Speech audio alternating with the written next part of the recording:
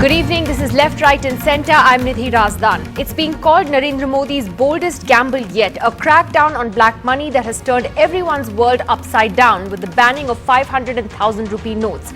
Today, as banks opened for the first time since the surprise announcement, there was utter chaos. People lined up for hours to change their money. Some had to be turned away because the banks just ran out of cash. The new 2,000 rupee note has just started to come into circulation. But today the government said there'll also be a new 1,000 rupee note as well. This will have new security features, they say, that will be virtually impossible to copy. Now the government is telling people there's no need to panic. They're trying to reassure everyone that things are going to stabilize in a few days. But for many people, it has become a crisis-like situation as they struggle to pay money even at hospitals, to chemists, to vegetable vendors and so on. The question is it all worth it? Is this dirty cash crackdown ultimately going to work in the long run despite the inconvenience that people are facing at the moment? Well, we have Mihir Sharma, Senior Fellow at the ORF, joining us here in the studio. Also with us, Dr. Ajay Kumar of the Congress Party. Dr. Arvind Virmani, former Chief Economic Advisor, joins us tonight. And Dr. S.Y. Qureshi, the former Chief Election Commissioner of India, with us because the election angle to this very significant in terms of what this could do as far as the upcoming state polls are concerned. But Mihir, let me ask you first. Today was the first day. Understandably, there was chaos. What's your assessment of this idea now that we've had a couple of days to look at how it's going to play out? Well, I think the transition was always going to be difficult. I think the government may have overestimated the degree to which people would have been able to deal with the transition, but that's all right. I mean, you know, in the end, we're talking about 10, 12, 15 days. I think the larger question is, will this achieve what it is, what it has supposedly set out to do, at least in terms of the political narrative, which is to further the fight against unaccounted for money, against black money. And I'm not sure it does enough to warrant either the hype or the inconvenience. Why do you say that? It's first of all, the generation of black money will continue. All right, this does not affect that. Secondly, I think it is getting exact numbers on this is difficult because these are all notional things. But it is unlikely, let us say, that a significant proportion of black money is still held as money. You know, it's Benami property, it's gold. There are many different ways in which people have transformed their black money over the past decades. So I think this is a slightly backward-looking way of going about the black money issue. That may not have been the only thing that the government was trying to do. Well, interesting that you say that. Dr. Arvind Virmani, let me ask you, do you agree with me? He seems to be skeptical about whether this will actually achieve what the government has set out to do. Having said that, do you believe that even though the generation of black money may continue at a later stage, this would put a significant brake on it at the moment, in the near future?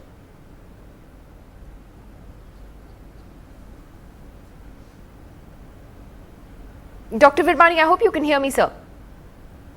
Yeah, now I can hear you. Is that to me? Yeah. Sorry, my question was whether you believe that this is going to work in the long term in terms of cracking down on black money and would actually significantly halt it in the short term. Right. So you have to see this demonetization in the context of earlier and possible future actions. I won't go into those unless you are interested, but as far as this specific thing is concerned, you have to think of two aspects. One is the assets which are held in the form of cash and the flows. What this demonetization is supposed to do is to freeze and the assets which have been accumulated in the form of cash, the black money. That it will do, in my view. If people expect that it will end creation of black money, then they are wrong, because then there are other measures which have to be done to make that happen. Well, what else do you think needs to be done to make that happen? Because if that is the goal, are you saying that this will have a very limited impact in terms of what the government is seeking to do then? So now I think I need to give the perspective. We had this issue of global actions, that is the black money bill, cooperation with US and other countries and the general crackdown all over the world on tax evasion, etc. That is one part of it. The second part is domestic. This black money stuff will definitely act on the real estate sector. So one is to freeze the assets, let's say held by corrupt politicians, etc. The fake money which cross-border is coming from across the border. But it will also freeze the system of what we call 60-40 is what one hears. I assume it's 60-40 or black-white, which pervades the construction system. So it's going to put a big kink in that. But to effective, as you recall, and others will recall, there's already a bill for cleaning up the real estate system. So that is a part of this whole thing. So there are a number of measures which have been taken, others which will have to be taken, like simplifying the income tax system further, the promised corporate income tax, the GST which is coming into play, okay. But also so two other things. You're saying it's going to be a combination of these factors that ultimately is going to get That's to the right. root of the problem. Mr. Qureshi, you tweeted interestingly, and what many people are talking about today is that cash expenditure in this country is generally on petty expenses, wages, food, etc. And the real problem is the black money, as you put it, which is 10 to 100 times the legal limit. And it's the political, aspect of it that you seem to be talking about. What kind of an impact do you believe this is going to have on the upcoming state elections? I mean, you must be knowing the kind of sums involved when it comes to how political parties fund their campaigns. Yes. You know, the legal limit on election of an MLA is 28 lakhs. But we know anecdotally, we know it for a fact from the reliable people, that the actual expenditure is 10, 20, 30, 100 times. 5 crores, 10 crores, 30 crores. Obviously, that money is distributed to the voters and also for buying illegal activity like buying liquor and other goodies. Now, the money which is slipped under the doors, 500 rupee notes or 1,000 or 2,000 rupee notes, now obviously this money will be affected. Earlier, the election commission used to become active only after the announcement of the polling schedule, because then the model code will come into play. And since we started cracking down, political parties change their strategy.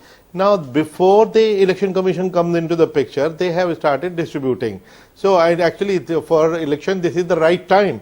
And I think for the election, it will have a welcome effect. And they would not know what to do with a sack full of money. Conversion to smaller notes will not be easy. Finding the new currency will not be easy. And therefore, there will be a lot of setback to the distribution of black money. Well, let me just get the politicians into this. Mr. GVL Rao, I think largely the initiative is being welcomed in the country. People are seeing it as something that is positive because there is a need to crack down on black money. However, what would you say to people today, Mr. Rao, who had to spend hours in queues, who have a wedding coming up, who have to pay wages? There are so many people, more than half the people in this country don't even have bank accounts. They don't have ID cards. What would you say to them? Are we ready to do this, in this one stroke like this? No, Nidhi, I think it's an exaggeration to say half of the people don't have bank accounts. I think under Jan Dhan Yojana, I think attempt was made to ensure that every family at least has a bank account. So today we have, if not 100%, I would say 99% coverage at least of our formal banking system. But some of them may not have been using these accounts, but today when there is a need, they will put money into these accounts and start using the accounts. So that's one way of introducing them to the banking system. I think there is a little hardship that people are facing for a day or two, but these things will streamline by the end of this week or maybe in the next couple of days when people are able to get some liquid cash in their hands. But looking at the overall, the magnitude of the problem that the country has, and also the significance of this the step by the Honorable Prime Minister, I think the people of the country are willing to put up with that little inconvenience, because you're looking at a cash flow of something like 14 lakh crores of currency in 500 and 1000 rupee denomination, when a lot of this money does not find its way into the banking system because it's corrupt money, because it's dirty money, I think you would be actually cleaning up the system to a great extent. This is a problem that we have accumulated over decades, and this step, one significant step, will completely erase this problem overnight. So therefore, I think looking at the significance of this step, I think people are willing to put up with that little inconvenience. It could not have been done any differently, giving notice to people like the political parties, like the Congress party had been demanding from day one, because the black marketers and even political parties sitting on large piles of cash would have converted them in no time into white money. So it had to be carried out as a surgical strike kind of an operation, taking everyone by surprise. So the BJP didn't have any advance knowledge of this, because there were a few newspaper reports in October that a 2000 rupee note was being printed.